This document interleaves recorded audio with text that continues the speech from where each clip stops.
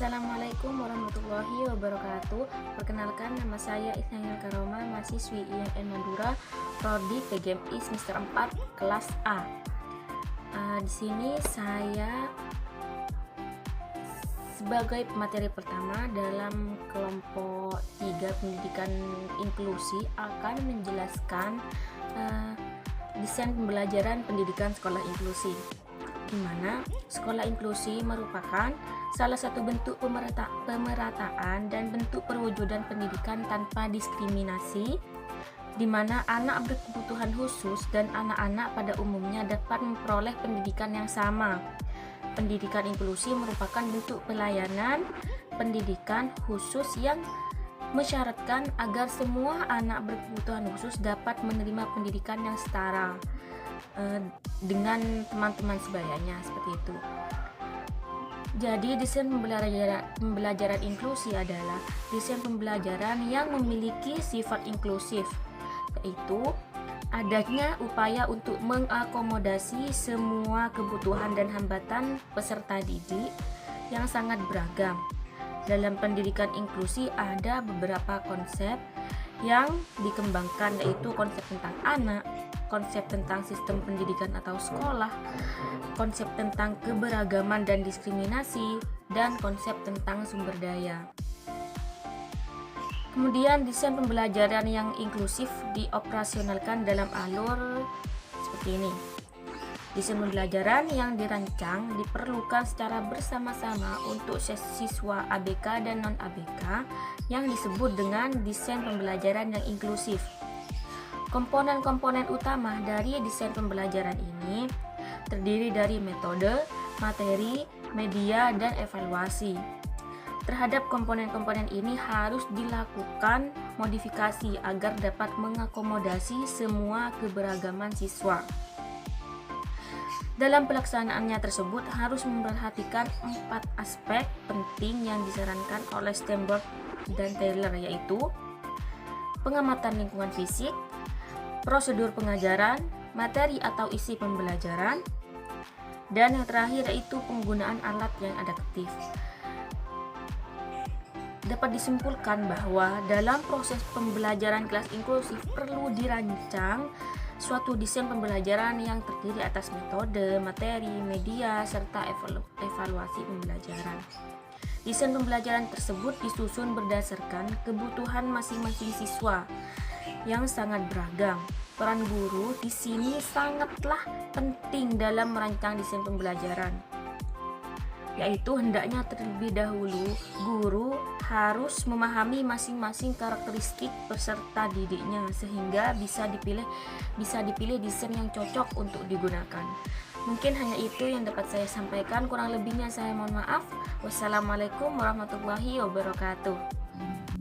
Assalamualaikum warahmatullahi wabarakatuh. Perkenalkan, nama saya Nabila Ulia Fidianti, NIM 19381052041. Baik, di sini saya sebagai pemateri kedua akan menjelaskan tentang program pendidikan atau pengajaran individual. Biasanya guru kelas atau guru bidang studi di sekolah reguler bersama dengan guru pendidikan luar biasa atau pendidikan khusus sebelum melaksanakan kegiatan pembelajaran, terlebih dahulu mereka itu perlu menjabarkan standar kompetensi dan kompetensi dasar dalam merencanakan pembelajaran. Modifikasi pembelajaran juga program pengajaran individual atau PPI untuk anak berkebutuhan khusus. Jadi PPI ini merupakan rencana pengajaran yang dirancang untuk satu orang peserta didik yang berkebutuhan khusus atau yang memiliki kecerdasan bakat istimewa. PPI ini merupakan program yang dinamis, artinya sensitif terhadap berbagai perubahan dan kemajuan peserta didik, dan disusun oleh sebuah tim yang terdiri dari orang tua wali murid, guru kelas, guru mata pelajaran, guru pendidikan khusus atau PLB, dan juga peserta didik yang bersangkutan. Dan di sini juga ada prinsip-prinsip dari PPI. Prinsip-prinsip dari PPI yang pertama yaitu berorientasi pada peserta didik, dan yang kedua sesuai potensi dan kebutuhan anak. Yang ketiga memperhatikan kecepatan belajar masing-masing. Dan yang keempat, mengejar ketertinggalan dan mengoptimalkan kemajuan. Selain itu, juga ada komponen PPI secara garis besar, yaitu deskripsi tingkat kemampuan peserta didik sekarang, tujuan jangka panjang atau umum, dan tujuan jangka pendek atau khusus. Ada juga rincian layanan pendidikan khusus dan layanan lain yang terikat, termasuk juga seberapa besar peserta didik dapat berpartisipasi di kelas reguler. Mungkin hanya itu dari saya, terima kasih. Kurang lebihnya saya mohon maaf. Assalamualaikum warahmatullahi wabarakatuh. Assalamualaikum warahmatullahi wabarakatuh. Di sini saya sebagai pemateri ketiga akan menjelaskan tentang pengembangan kurikulum program inklusi. Kurikulum yang digunakan dalam penyelenggaraan program inklusi pada dasarnya adalah menggunakan kurikulum reguler yang berlaku di sekolah umum. Namun demikian, karena ragam hambatan yang dialami peserta didik berkebutuhan khusus sangat bervariasi, mulai dari yang sifatnya ringan, sedang, sampai yang berat, maka dalam implementasinya di lapangan, kurikulum reguler perlu dilakukan modifikasi sedemikian rupa, sehingga sesuai dengan kebutuhan peserta didik. Untuk melakukan modifikasi dan pengembangan kurikulum dalam program inklusi harus mengacu kepada peraturan perundang-undangan yang berlaku. Yang kedua yaitu tujuan pengembangan kurikulum.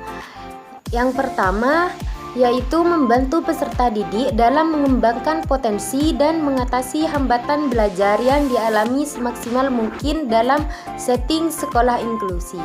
Tujuan yang kedua yaitu membantu guru dan orang tua dalam mengembangkan program pendidikan bagi peserta didik berkebutuhan khusus baik yang diselenggarakan di sekolah maupun di rumah. Tujuan yang ketiga yaitu menjadi pedoman bagi sekolah dan masyarakat dalam mengembangkan, menilai dan menyempurnakan program pendidikan inklusi. Yang ketiga yaitu model pengembangan kurikulum. Yang pertama yaitu ada model kurikulum reguler penuh, yang kedua model kurikulum reguler dengan modifikasi, yang ketiga yaitu model kurikulum PPI, yang keempat adalah implementasi pengembangan kurikulum dalam setting inklusi. Terima kasih. Wassalamualaikum warahmatullahi wabarakatuh. Assalamualaikum warahmatullahi wabarakatuh. Perkenalkan, nama saya Nugianti. Di sini saya sebagai pemateri keempat yang akan menjelaskan tentang perencanaan dan kegiatan pembelajaran dalam sekolah inklusi. 1. Perencanaan kegiatan pembelajaran.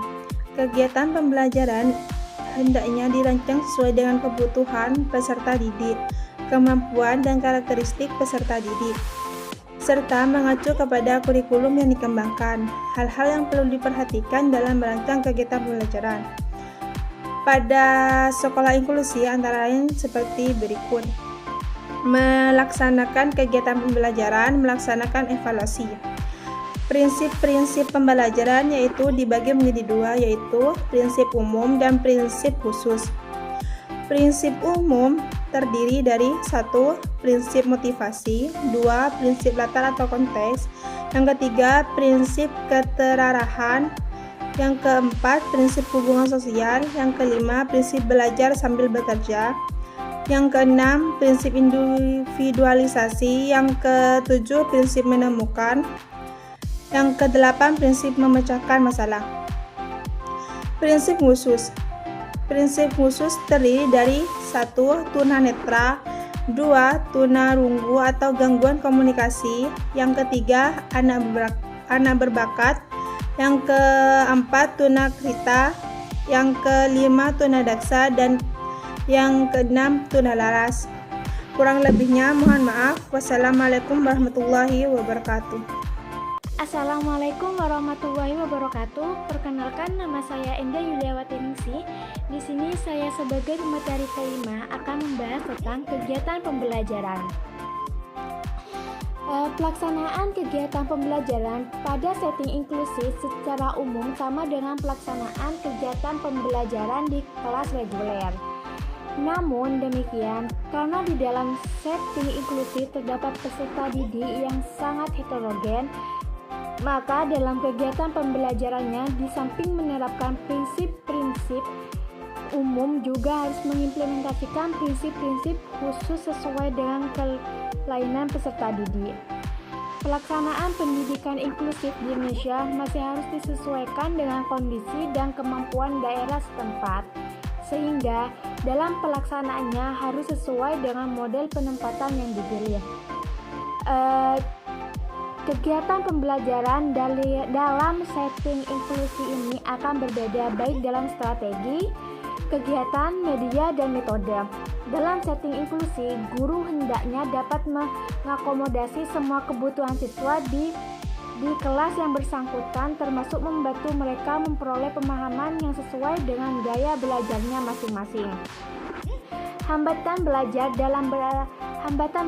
dapat berasal dari kesulitan menentukan strategi belajar dan metode belajar lainnya, seperti akibatnya dari faktor-faktor biologis, psikologis, lingkungan, atau gabungan dari beberapa faktor lainnya. Sebagai contoh, gangguan sensoris seperti hilangnya penglihatan atau pendengaran merupakan hambatan dalam memperoleh melakukan informasi dari luar. Disfungsi minimal mungkin akan berakibat yang cukup serius terhadap konsentrasi.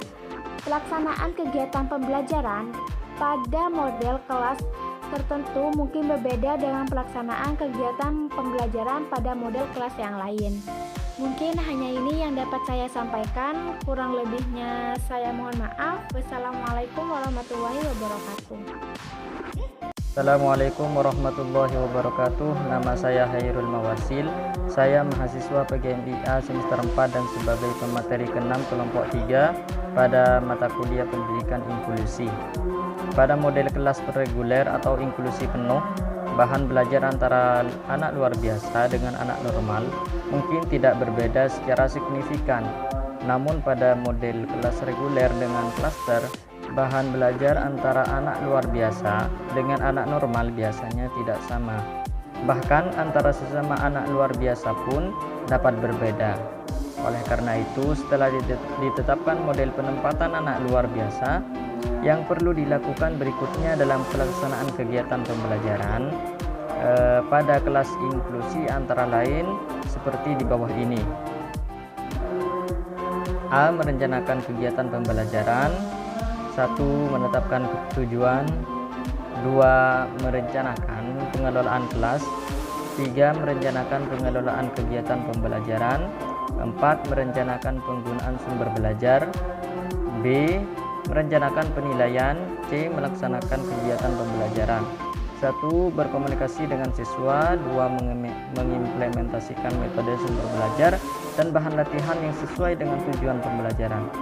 E. Mengusahakan siswa untuk terlibat secara aktif. F. Mendemonstrasikan penguasaan materi dan relevansinya dalam kehidupan. G. Mengelola waktu, bahan, dan perlengkapan pengajaran. H. Mengelola pembelajaran kelompok yang kooperatif. I. Membina hubungan antar pribadi. 1. Bersikap terbuka, toleran, dan simpati terhadap siswa. 2. Menampilkan kegairahan dan kesungguhan. 3. Mengelola interaksi antara pribadi.